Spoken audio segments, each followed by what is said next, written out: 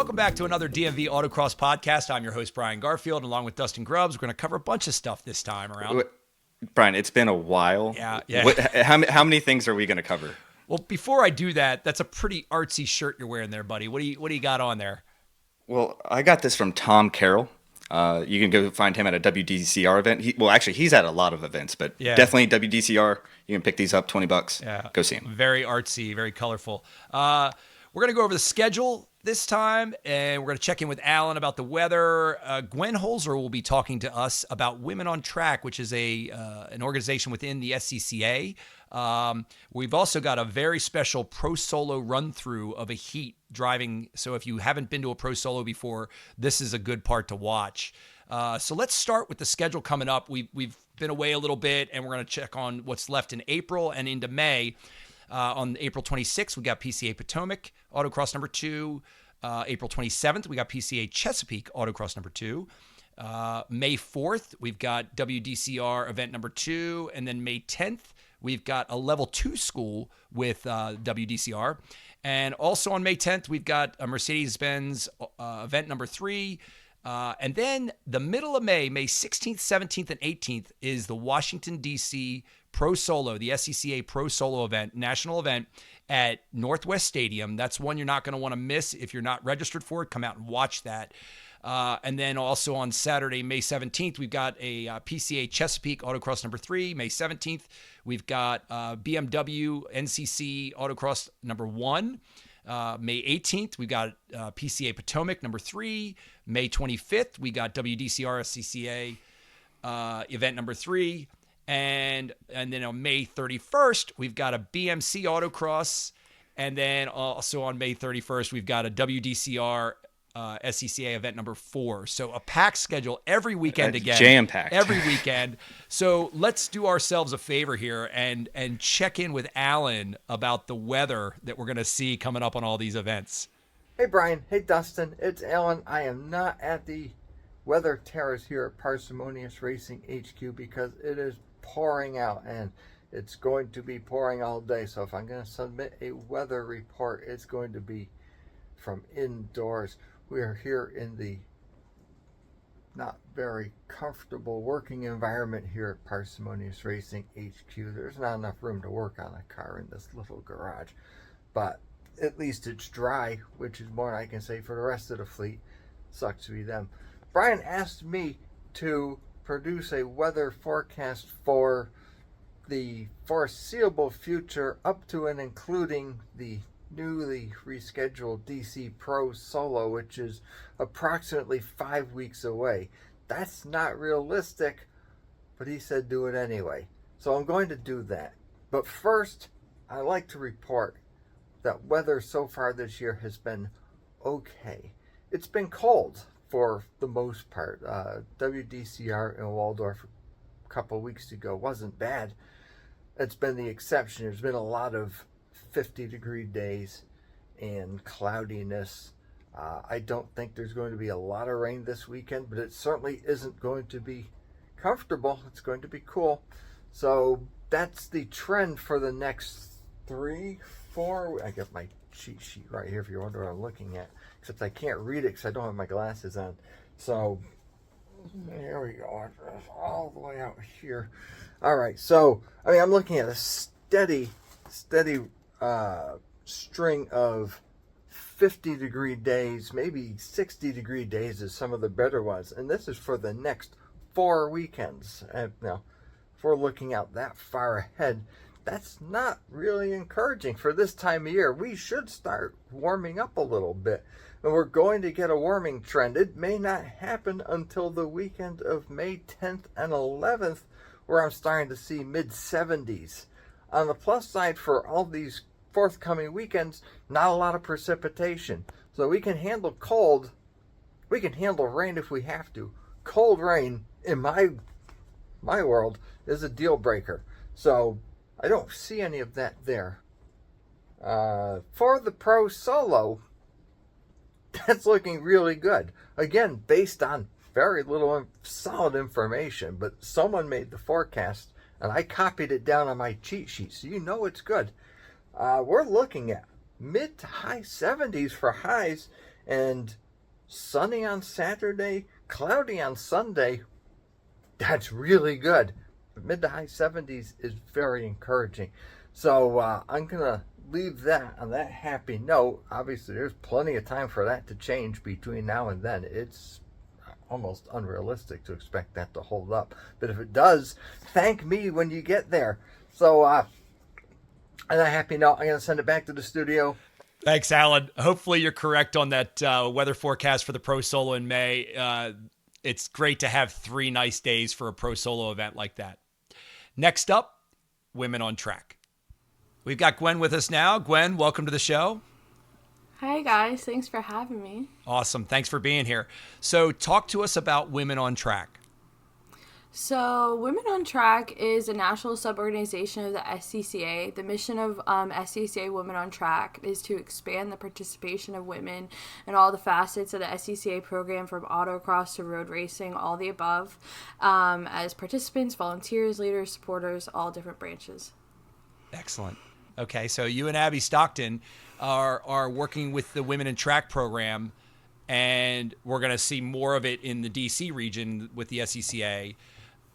What are the benefits to Women on Track?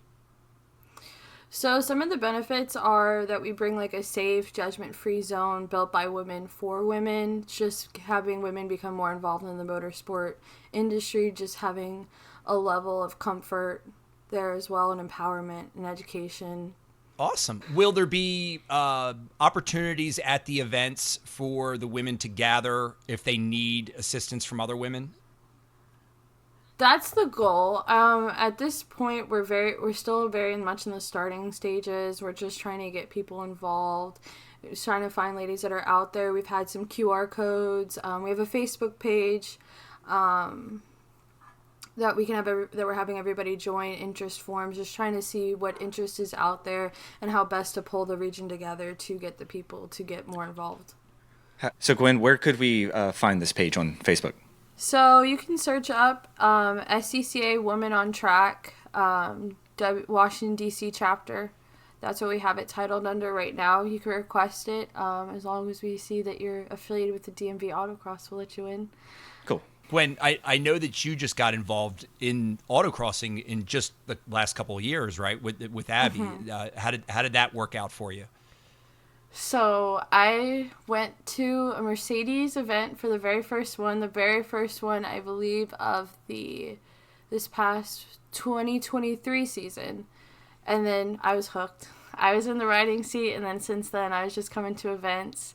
I competed all season, my first season in the Taurus against Dustin in D Street. And then my second season, I actually started doing it nationally, which when I saw the way that women were involved nationally within the national events, especially being a newcomer, I mean, second year autocrosser, crazy to hear. I mean, Dustin was first time nationals too, and he's been doing it for so many years, and I was coming in my second year, guns a-blazing, but I saw this great community with Women on Track, which is what really pushed me to want to bring it to this region. I sat down with Abby, I was like, look, how do we get this to our region? And then she was a great outreach to Ryan, which then got us involved with, we then got involved with Chelsea and everybody up with the national ranks, and just starting to bring it to life right now. That's awesome. Yeah, I recall seeing you your first season out, and then all of a sudden you were traveling with everybody going to the national events, and that's really cool to see somebody come in and immediately start jumping on the national scene. And I guess you would attribute some of that to the Women on Track then, correct? Right. Yeah, for sure. It was for sure. Abby definitely brought me in, but all the ladies and like even the community just in autocross in general, just great. I mean, we were at car meets today doing some outreach with Women on Track, SCCA, and we looked at each other and we're just like, this is cool, but like autocross is like the best like ultimate car meet ever. That's great. Yeah, it's so cool to have this community of autocrossers, and when you can have a group of people that you feel comfortable with and you can have a great time with, it's really important. And it's what keeps people involved in the sport, because they have that connection to friends and other people with the same interests. So yeah, that's awesome.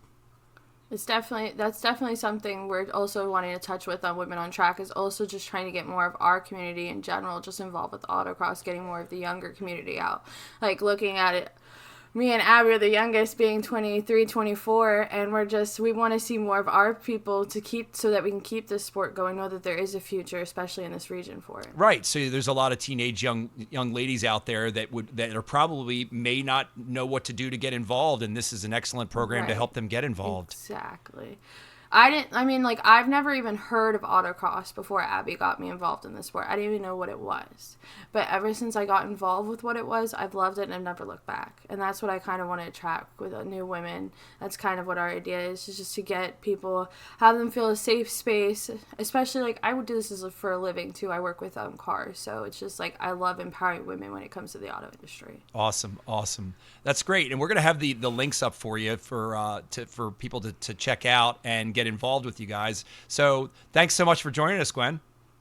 Thanks for having me, guys. Really appreciate it. All right, Dustin. So now we're going to take a moment to look at a ProSolo Heat from inside your car at Cleveland last year, and what it's like to go through the process of the lanes and the lights and everything that you deal with at a ProSolo.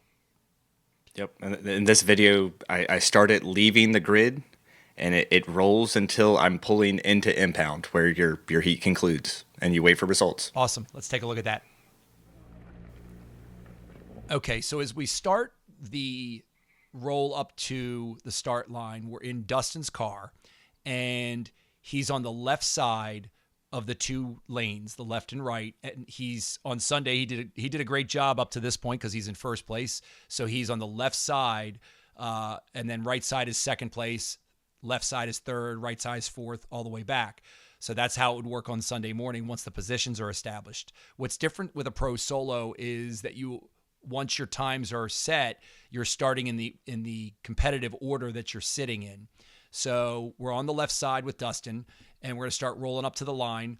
And you'll notice we're at these staging cones here, where you'll see the right side lane and the left side lane, and the big guy in the orange vest is our course designer for the DC Pro, Lee Picone. If you look above Lee Picone's head, you'll see the timing display, which shows the times of the cars that just finished, as well as their 60-foot time. And in this case, it's like a 2-second time. Okay. And that's for you to know how good your launch is beyond the light. And the first thing that Dustin's going to do is he's going to pull into the staging lanes. So we pulled up, and you'll notice the scanner gentleman is on the left, and he's going to scan Dustin's helmet.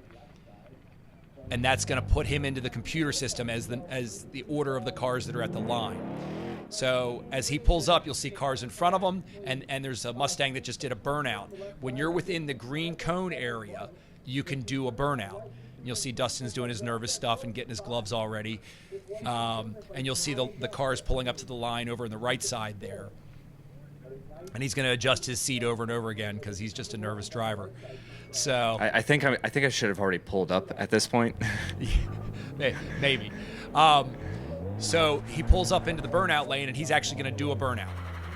And there's his burnout. And then now he's pulling up to the staging lights. Now we're going to pause here and take a look at all this. Okay.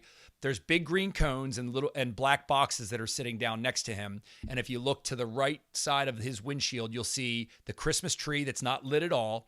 And you'll see a shot clock that right now is about 13 seconds.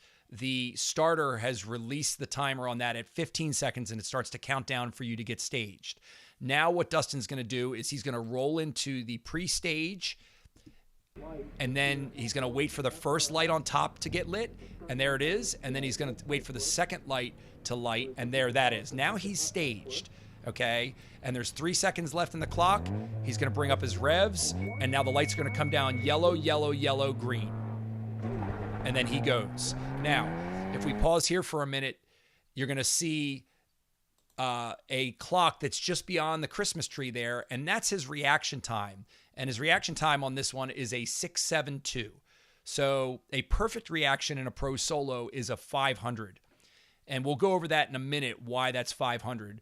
But as we release this and let him go, you see he's off driving the course now. And this is, again, the left side course.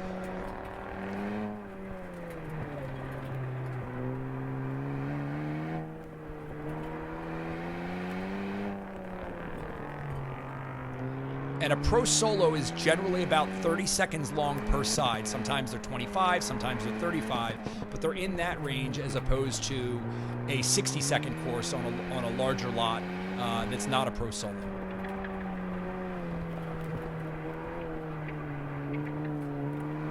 All right, it looks like he's rounding the last turn to the finish here, and you'll see the yellow finish cones, and he goes through them. Now he's off the gas, and you'll see, I'm going to pause it here for a second. You'll see on the left, he's now returned, and the timing trailer's there, and you see the cars in the staging lane. As he drives up to the back of the staging lanes, he's going to look over to his left, and he's going to look for the timer on the back of the trailer. And he's going to wait as the two cars come in, so you can see his competitor coming at him right there. All right, so now Dustin's pulling into the right side lane, and he's got his scanner gentleman on the left who's going to scan his helmet and make sure that the timing trailer has him in the correct order as he pulls into the right side lane.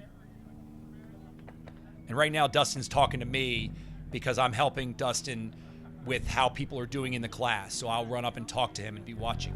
So he's back in the burnout zone, does a little bit of a, get some heat in the tires thing. And he's staging again, pre-stage and then stage light. He's got 5 seconds left on the shot clock.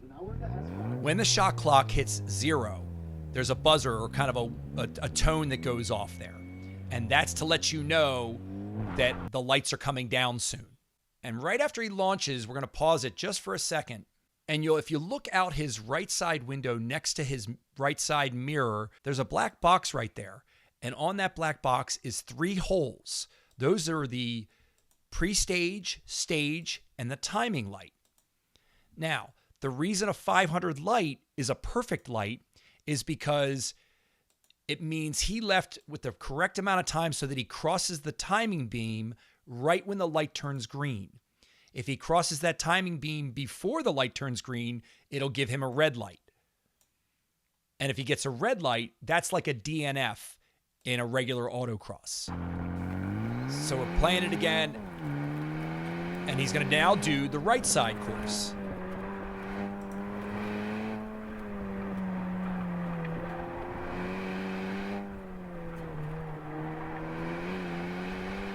And you actually see the car out there with him at the same time.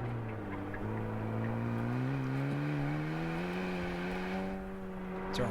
You see the car that's out there with him on the left side course while he's on the right side course, which happens sometimes visually when you're out there driving. He's coming into the last section before the finish. And now he's finishing on the right side course. Now he backs off. He cruises in. He's going to do his crossover again with his competitor. And he's looking at his time up on the display there. Now he's turning his radio on to see if he can hear his times.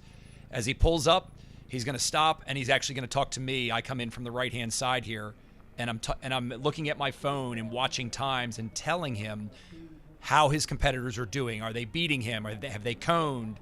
Do they have a good raw time that's fast enough to beat him? In this case, they don't.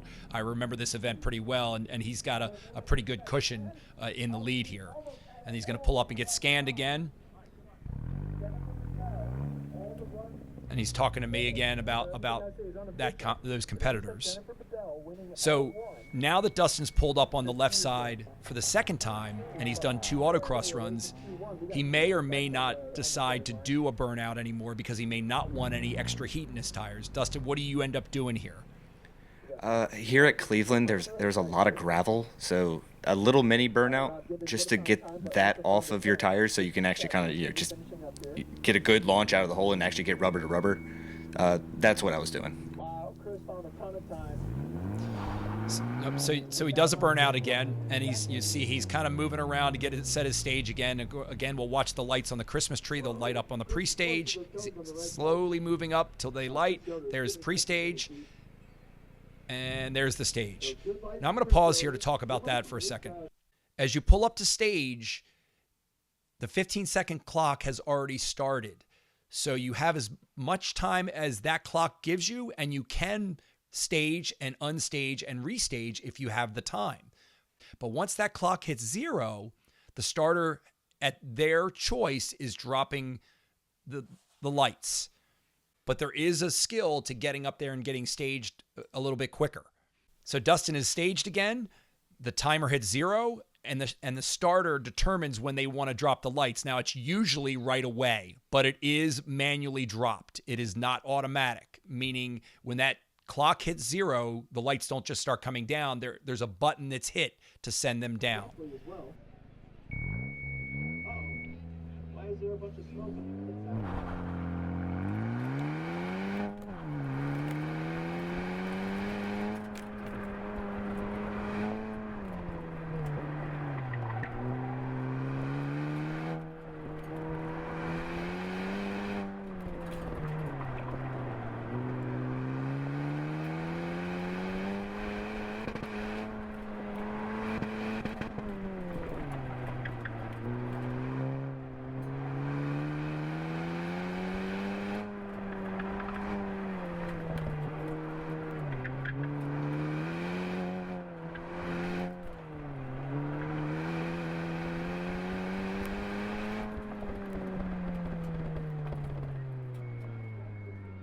So Dustin's earlier runs are a little less normal in the sense that he really didn't have to wait in line very long and there wasn't as much of a line. In this case, you can see Dustin has cars in front of him and he has to wait. And that's about a little bit more normal for a pro solo, that you're waiting and you pull up one car at a time like this, like he is right now in the right lane. And you'll see the Mustang, I believe that's Lee Picone's Mustang, but it's a ladies class driver in it up there on the left-hand side that's about to leave the line.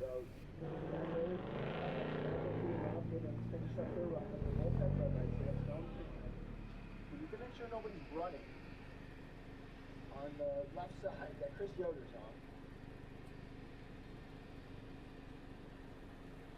on. Okay, so Chris Yoder coming across the line. It's a 42.6, so that was a half second. So as Dustin's sitting here, he can actually hear his competitors coming across the line. So maybe like a fourth place or third place driver is crossing the line behind him and could be taking the lead right now. And so again, I'm able to talk to him about it. He hears it over the loudspeaker. Some of these things are quite daunting when you're trying to pull up to the line and get ready, because you're hearing your competitors finish and they're reading off their times, and you could just be hearing just then that you got beat by somebody, and now on your last run you need to improve. In Dustin's case, he had it pretty easy because nobody was beating him, but it happens all the time that you just don't know. Now, as Dustin's taking his run, one of the things that's important about trying to get somebody to watch for you or help you while you're running is Dustin hits a cone on this run, and when he comes in, I'm going to be able to tell him that right away. Okay, so as we go towards this finish, Dustin clips that first cone going into the Chicago box, so this run's kind of over from his standpoint, but he wants to see if he made an improvement. So as he pulls in, he'll look to the clock and see. But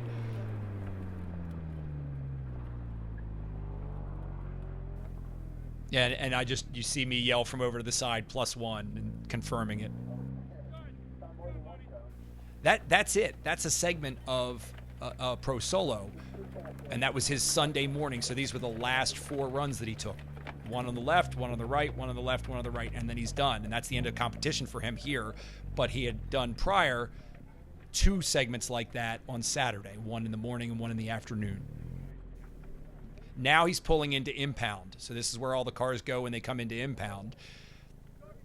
And he'll sit there and hang out with his competitors while they get the approval of the results, and they have an opportunity to protest if they don't agree with the results or question them or whatever. Okay, so that's a Pro Solo Heat with Dustin's car, and now we've got a couple of experienced drivers that haven't done a Pro Solo yet. We've got Jay Lyons and we've got Caleb Minger. Welcome, guys. Thanks for being on the show. Yeah, appreciate you having us. So, thanks for having us. What I want to get out of you guys is, you just watched the video. What questions come to mind that we may be able to answer for you guys, having not competed in a Pro Solo before? Well, Jay, if you've got something, let's start with you. So I have done drag racing in the past, and one thing I noticed with the lot, how flat is the start box, and is that a concern with the launch? So that's a great Like, question. I know it's That's a great question. So when they design the courses, and Lee Picone at DC will have a hard time doing this, but he'll find a space to do it. Because the A lot has such big rolls and stuff to it, he'll look for an area that's the flattest where you don't have to hold an e-brake, which is one way to solve that problem. There have been plenty of Pro Solo starts where we've had to hold the e-brake, or if you don't have an e-brake, you can actually somebody can work with you with a chock on a rope to hold the car. They're allowed to do that. But generally, they try to make the starts in a flat area, so that's not an issue at all. Another technique that can help solve that problem is when you pull up to stage and you're done staging, take a second and turn your wheel back and forth. And what that does is it sort of flat spots that area, gets rid of any gravel or whatever, and it sort of builds a holding space for you. Again, it's not that often that you have to do something like that, but that is something you can do if there's a little bit of a roll or anything like that. So great question. okay. Awesome. Yeah. Caleb, you got anything? So you kind of went over like the running order and like which side you line up at on Sunday with what Dustin was doing, but what's the order like on Saturday? That is entirely based on the number of your car. Okay. Lower number goes first. Okay, makes sense. So you'll just be in number order for Saturday morning, and then Saturday afternoon will be in competition order, however you finished after Saturday morning. And then Sunday, of course, we'll do the same thing. So another great question. Jay, Okay. you got one? So is that kind of put together by class, or is it just like the whole field? No, Your that's by class. class. Yeah. Okay. Yeah. And then in like my instance, I'm in an index class for this year. They put those out every year, but they've decided GS, HS can't really field their own classes, so I'm in with HS, GS, FSP, and GST for my S5 index class. Gotcha. And if you look at the DC Pro coming up, and you look at S1, that's where I am. I'm in S1. It's like 35 cars, and that's all of XA, XB, XU, Street Mod. I think Street Mod Front is in there. Some years they don't call it right as to which classes are going to be big enough to have their own class, and that's how you end up with a big index class. And it also matters not just what happens at the DC Pro. Maybe S1 is huge at the DC Pro, but maybe 3 or 4 or 5 other pros, S1's not a big class. So they got to kind of feel it out going into the year to determine which ones need an index class. And then maybe after that year, the next year, they might go, well, last year, every Pro Solo, there were 15 XA cars. They should just get their own class, and they won't be indexed in that case. And then there's ladies index classes, there's race tire index classes, and street tire index classes like Dustin's and mine are street tire index classes, S1 and S5, and there's also an S3 index class. It might be worth noting that you need a minimum of 5 entries to make a class. If you can't make a class, you get put in the bump class, where you kind of just get with everyone who can't make a class. Which is also indexed. But the difference with bump is that bump is just kind of randomly putting classes together, which is not good for index, because you could have cars that are very different on the course that end up in an index class together. Whereas like the S1 and S3 and S5, there's some thought into why those classes are together, whether it be street tire, whether it be front wheel drive, whether it be, modification level or whatever. So that's how the general index classes work. But in bump, you're kind of thrown in with everybody at that point, and more than likely there's a favored performance car in that category. So When you run, it is with your class. Yes, you were running that heat. Like for you and I, for example, you're in S5. Mhm. I think we have 10 entries, so we're going to be with another class. We will be. Okay. It could be F Street. Probably another class of about 10 or 15 would be my guess. Okay. and sometimes going to an event as the event's coming up, and let's say it's not full, the DC Pro is full, but if it's not full, sometimes online you'll see people saying, hey, we need one more in such and such a class, I'll offer my car for a co-drive so that we can get that last person for a couple reasons. One, so you have an actual class for the Pro Solo, and two, because of contingency as well, which is where you run the logos of whether it be the tire or the car brand, and you get money when you win or place in a certain position. So sometimes people will be trying to build the class at the last minute to make sure they can make that 5-car limit. The index classes generally don't have that problem because they're already a combined group of classes. So depending on how things work out, you could be running with someone from a different class on the other side. And like if you're on the right side, then whoever's on the left could be in a different class potentially. Yes, and that can sometimes be distracting. With us being on like the slower end of cars, when you line up with a 911 with launch control, it can sometimes be a little distracting when they get out of the hole and you see them the whole way. Yeah, but usually you are launching against your own class of car. And Brian, correct me here. During regular heats, if say a 911 pulls up and you're like, I don't want to launch with him, I've got my classmate next to me, you do not have to pull up. Correct. And they'll actually tell you to stay with your pairing, meaning if Dustin and I are paired up, let's say Dustin's in first and I'm in second, so there's clearly, we're supposed to be paired together. And we pull up to the line and I have a single, like a car in just one of the lanes as opposed to both lanes, which means it's an odd car. Okay.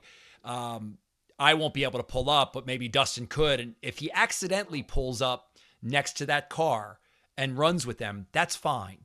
It's fine. But they ask you to stay with your pairings. Now, there are sometimes situations where if the event's very far behind, they just say, run with whoever pulls up. We just need to keep moving. We don't want to stop. We don't want to pause for anything. So just keep moving. But most of the time you'll stay with your pairing depending on, what class you're in. Yeah. And you can keep an ear out. There will be workers around telling you to pull up. I think I was even told once to pull up Saturday, maybe at Cleveland, just 5, pull up. Yep. Yeah. Sometimes depending on the pace of the event, they'll make sure they have people keeping people moving, especially, and Dustin, that was your first one, I believe, right? Correct. That was your first pro. So Dustin was not thinking about that as much. He's probably, a little more concerned with just his car, and somebody might lean in and say, okay, you can go ahead and pull up or whatever. So yeah, the pace of left, right was definitely, it felt very quick for my first pro. Once you do a few, you expect it, but it does happen fairly quickly because, unless you've done a school or a test in tune, you don't pull back in line. Mm-hmm. Yeah, and that is something. And I mentioned in the video that Dustin was a little unusual since he was leading, and I think based on the classes in front of them, he didn't have cars in front of him a whole lot. Sometimes you'll pull up like a big class, like when we have S1 at the DC Pro on the first day, we're going to have most of a heat because we're 35 cars. So 35 cars is 17 pairs of cars, right? Well, 17 pairs can't pull up in those staging lanes. So they'll actually release half the class and they'll do their 4 runs, and then they'll release the next half of the class. They try to keep them as close as they can because for obvious reasons, you want to run at the same time period of the day. You don't want, 20 minutes or a half hour between them. But sometimes that happens and you get, especially with second drivers and stuff. So Brian, jog my memory. Is it Pro that does A, B, C, D? Correct. Heats? Yeah. So the heats are A, B, C, and D, and then groups 1 and 2. Then you have Group 1, Group 2 in Heat A, and Group 3 and Group 4 in Heat B, and in Group 5 and 6 in Heat C. And that's also how you'll know when you're going to work. You're going to work a heat just like you do at any other autocross. But that's going to be 2 groups of cars that you're going to be working. They had touched on the segments. So it sounded like Saturday had 2 segments, AM and PM, and then Sunday had the third. So is that for everyone, or is that only for people who qualify to get to a certain point? That's for everyone.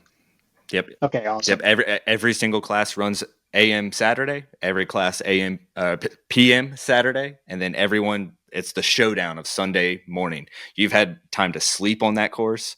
Yeah, how often do you get to sleep on a course and rerun it. Right. So I mean, not. If Go you ahead. take data, you've got data from the first day you can watch.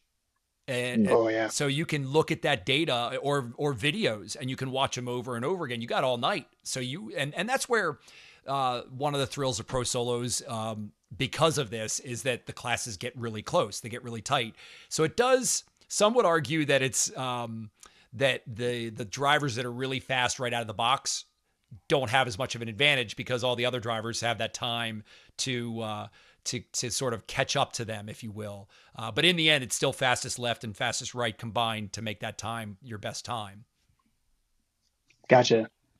So what happens on Friday then? On Friday, so you're going to arrive, you're going to get your car ready, you're going to get teched. Definitely look out for practice start tickets. You can find them at the timing trailer. They're not too much, $5 a practice set. So what I usually like to do is do a practice heat minimum, left, a right, a left, a right. For your first one, maybe do 8. Just go ahead and work with that light, figure out what bulb do I drop on. It's usually third bulb for some cars, but figure out how do I get that 500-ish? What is a red light? Go ahead and red light one. So definitely a lot to learn. Then you're going to course walk, and there's usually a welcome party. Gotcha. Okay, yeah, sounds good. Appreciate it. Yeah, so he was saying before about the lights. So you've got yellow, yellow, yellow, green. The standard for most people is when you see the third yellow light, leave. Okay? Because by the time you react, drop your clutch, and the car lurches, that's when it's going to go green. So that's where you're trying to get that 500 light, so you're essentially leaving a half second before the green, but by the time you react and the car moves, there's your half second. And that's how you get the 500 light. That was going to be my last question because I'm a good Subaru owner and I never launch my car and it's going to last forever. So sometimes, obviously you're going to want to do practice starts so you know when to leave. And sometimes leaving will be, depending on the car, it'll be a clutch drop, completely drop, maybe a front wheel drive or something of that sort. Or it might be a slip, a very fast slip. So it just depends. And you're going to have to figure out that pattern during your practice starts. And again, you still have all those runs Saturday AM, Saturday PM, Sunday AM, where you can kind of hone in those starts throughout the weekend. And if also it's your first pro, don't stress too much about it. It's going to be a learning experience. But if you can do a bunch of practice starts, do them. And that, again, those are on Friday and you want to, and I'm trying to remember what the cost is. I'm going to quote it wrong, but it's, it might be $20 for 10 starts or something like that. Or yeah, it's in that ballpark. Yeah. Do you take 10 or $20, you're going to get a good amount of starts. Yeah. And then usually club mates will sometimes have extra tickets. Like, I've had enough. Look around, ask around. You'll find especially people that have already done pros during the season. Now that's less likely at this particular one. I think Atlanta's only our only East Coast before this one. But sometimes somebody might buy, I don't know, 6 or 8 or whatever, and then they might do 3 or 4 and go, I don't need to do any more. I know what light I'm going to leave on. I know what the grip's like. I don't need these. I don't need to burn up any more tire or whatever. And so sometimes they'll just hand you some tickets or whatever like that. So when it comes down to that light, Caleb, for you, like I would focus on consistency, and you really don't want to red light your runs away. It's just it's an automatic DNF. If you're going to red light, get it out of the way in practice. Run a 475, a 450. One thing to consider is what Dustin was already saying. One thing to consider is when you're in competition, don't red light. It will happen sometimes, but especially at your first one, you just want to get all your runs. So a 600 or a 700 or even an 800 light, yeah, it's not great, but the run counts. It's just like a DNF.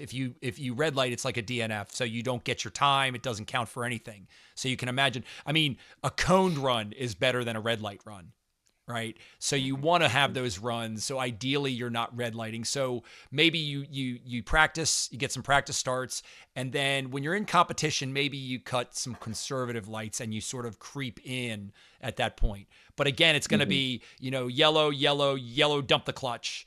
And then you're going to go. And if you red light, then you're going to be like, okay, I need to, make sure that yellow light is fully lit or I'm waiting for the green. You don't ever wait for the green. There's no car that really should ever wait for the green. there are sometimes there's some particular things that can happen with cars. We don't need to get into that, but generally everybody's leaving on the third yellow. What is contingency? Just Contingency programs, SCCA. There's different levels. Brian probably knows more of the higher level ones. I can tell you about EBC and Hawk brakes. You fill a class, you run their stickers. EBC, it's 2. Hawk, it's 3 stickers. And if you, depending on placement, Hawk will give you a coupon for their brakes. EBC will give you a cash check value, for placement. Falcon runs contingency. If you run all 4 Falcons, you run their stickers. You get, I think that's a voucher for placement. Don't quote me. And Brian will know about others. So, well, I'm not going to remember all those. You're talking about details. Yeah, you're talking about details that I don't even keep up with most of the time. Contingency in general. Okay, so let's hit that. Contingency in general is if there's a program available for the manufacturer of the car you're driving, Honda, Mini, Toyota, Mazda, you run those stickers on your car. It's not required, but if you win or place well and you're not running the stickers, you don't get anything. If you're running the stickers, then they track that and you get money. So in some cases, it can be $250 or $500 for a win. So in 2005, I think was my best year ever. And there have been people that have had some crazy years, but for me, I won as much as $8,000 in 2005. In contingency money over 3 Pro Solos and the Pro Solo finale and nationals. I was winning a lot. And so I was winning mini money. And then at the time, the Kumo DOTR compound was the tire to have at the time. And so I was running Kumo stickers. So I was winning money from mini and from Kumo. And some of those amounts were fairly large. In some cases, $500, $800. When you go to the Pro Solo finale, there's more money. When you win at nationals, there's more money. So, that particular year, I placed well at a lot of events and I won a lot of money. There was years where Honda was the car to have for contingency and there was actually a special challenge at the Pro Solos for Hondas. It was the Honda Challenge because they were a big sponsor, and there was a lot of money there. And Andy Hollis, if you know that name from Grassroots Motorsports, and he does a lot of tire testing. Andy, I'm sure, had years where he was making $20,000 or $25,000 from all the Honda money and tire money that he was getting. So there was a lot of money to be won back in the day. It's a little less now, but in general, contingency, you want to run the stickers of things that you run, whether it be the tires or the car. If Subaru has contingency, you look that up on the SCCA website and find out what they offer. And then you run those stickers, whatever they require. So you want to look into that, all of that right away and make sure the car is stickered up the way it needs to be. And when you go through, you'll go through tech, and it doesn't have anything to do with that. And remember, tech is not who cares what the mods are on your car, your class, or anything like that. They just make sure you have numbers in class, your helmet passes, and the car passes tech. But when you pull in to grid, there will be a worker walking around, which could be one of you guys as well, who is looking at your car and checking this and writing down the stickers that you have on your car to verify, or they'll snap photos. I don't remember what they're doing lately, but they used to actually snap pictures of every car. So there was proof that you were running that sticker when you ran. You yourself have to take those pictures now. Oh, is that what it is? Yep. Okay. Yeah. So when you make a contingency claim, you have to upload a front, right, and left photo of your car in grid. And then, yes, there's still a worker that goes and checks off every single, like Pro Solos. You'll need the tie rack banner, the SCCA front sticker, a Pro Solo on both sides, and any contingencies. Yep. That sounds about right. We may have missed something there, but I think that's everything. Nope. So. Yeah, it's not a national tour, just Pro Solo sticker. Yep. Tie rack banner, SCCA front. So are those other ones, are they provided, the tire rack and the Pro Solo, yes. are those provided stickers? Yeah, anything provided at Tech. The tire rack, because it's the title sponsor and always has been for many, many years, Tech can give you a tire rack sticker. And then the Pro Solos, anything that's, of course, SCCA related, they can give you those stickers as well. But any of the contingency ones, I think there's been times in the past where Tech might have them, but it's generally a no-go. If you don't have them, if you haven't acquired them before the event, it's tough to get them.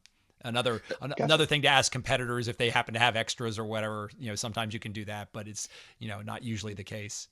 I've yet to strike out at Tech asking for stickers, EBCs, Hawks. Oh, I've yet to strike out. Yeah, those are probably fine, but I'm thinking like a big Mazda sticker. Mazda. Yeah, I think you have to order those. They're actually kind of pricey. They're not gonna.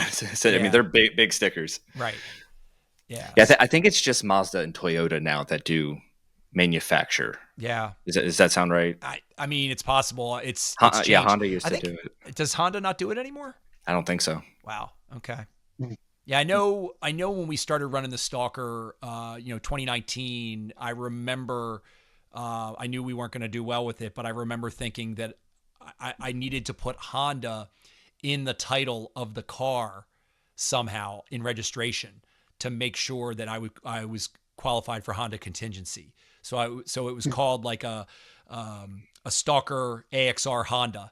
It was what I was driving. So that's one of the things sometimes they ask you to do. And that's the thing. You need to go to the SCCA website if you're serious about contingency and look up what's required and do it early, because some of this stuff takes time. They'll ship you the stickers or whatever, so it can't be done last minute. Gotcha. Makes sense. Anything else? No, that's all I got. You guys are going to be experts now, right? Oh, absolutely. And don't forget, I mean, you're at a local ProSolo. You're going to know a lot of people there, including us. So this is the best way to do it. Yeah, do your first one. Yeah. If you see us just kind of standing there not doing anything, by all means, bug the crap out of us. If you're lost or you don't know what's going to happen next, or don't know when the welcome party's starting or whatever, it's anything like that. Guys, thanks so much for being on the show. I'm glad we were able to answer some questions for you, and we look forward to seeing you in the middle of May. For sure. Definitely appreciate it. It's a lot of really good information for first timers. So yeah, thanks. Yeah, thank you. See you in May. All right, Dustin. Well, that was another good, informative session, especially for people who are going to the ProSolo for the first time. So hopefully we'll get that good weather that Alan's talking about mid-May. And I'm excited to see a lot of first timers out there, especially from our local region, and first time in a long time for a DC Pro. Yeah, 2016 should be exciting. 2016 was the last one, and we're on the A lot this time, and it's going to be a blast. So make sure you get out there. If you're not competing, even come out and visit. If you have any questions or comments, make sure you hit us up at dmvaxpodcast@gmail.com, and we'll see you on the next one. See you.